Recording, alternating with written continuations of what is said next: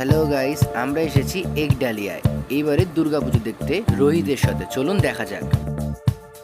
এই বছরের একডালিয়ার থিম ছিল পুরীর জগন্নাথ মন্দির। খুব সুন্দর হাতের কাজের মাধ্যমেই এই মন্দিরটি ফুটিয়ে তুলেছে একডালিয়া। মায়ের মূর্তিটি অপরূপ হয়েছে, ছবিতে দিয়ে দিলাম, দেখে নেবেন।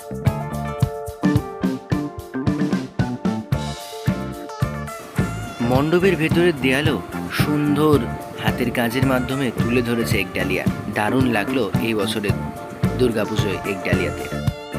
এইবার আমরা চলে এসেছিলাম সিঙ্গি পার্কে।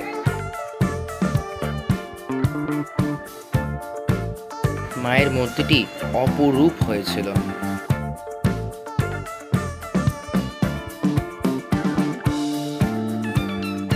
এখানে একটা খুব সুন্দর চেয়ার বানানো আছে, কে জানে কে বসবে।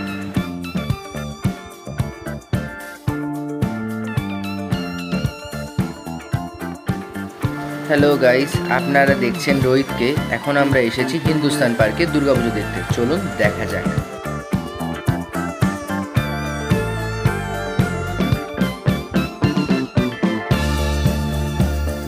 এখানে রিস্কা কাকু নিজে রিস্কা পেলে পালিয়ে গেছে।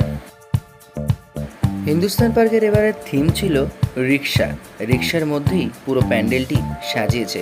প্রত্যেকটা পার্ট দিয়েই প্যান্ডেলটি খুব অসাধারণ সাজিয়েছে হিন্দুস্তান পার্ক।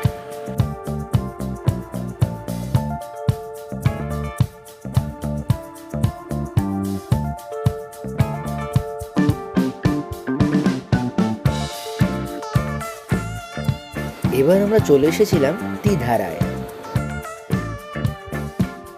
খুব সুন্দর নেটের কাপড়ের মাধ্যমে প্রাকৃতিক পরিবেশকে তুলে ধরেছে তিধারা। সত্যি অসাধারণ লাগছিল।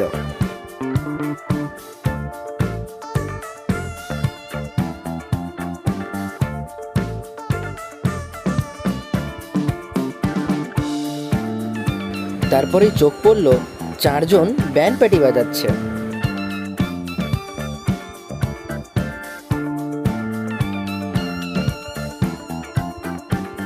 এরই মাঝে আমরা অনেকগুলো ছোট ছোট ঠাকুর দেখে নিলাম। তারপরে সবার খিদে পেয়ে যাওয়াতে আমরা সন্ধান পেলাম ক্যালকাটা ক্যাফে 27। অবিশ্বাস্য 99-এ মাটন পোলাও কম্বো সত্যি অসাধারণ ছিল। তারপরেও আমরা আরও কিছু নিয়েছি, যেমন পিৎজা, বার্গার, সাথে ব্রাউনি এবং ফ্রেঞ্চ ফ্রাই, তাও সব 99-এ। কেমন লাগলো অবশ্যই জানাবেন। ভালো লাগলে লাইক, কমেন্ট আর সাবস্ক্রাইব করবেন এরকম ছোট ছোট ব্লগ দেখতে আমার চ্যানেল জিও রোহিত ভাই।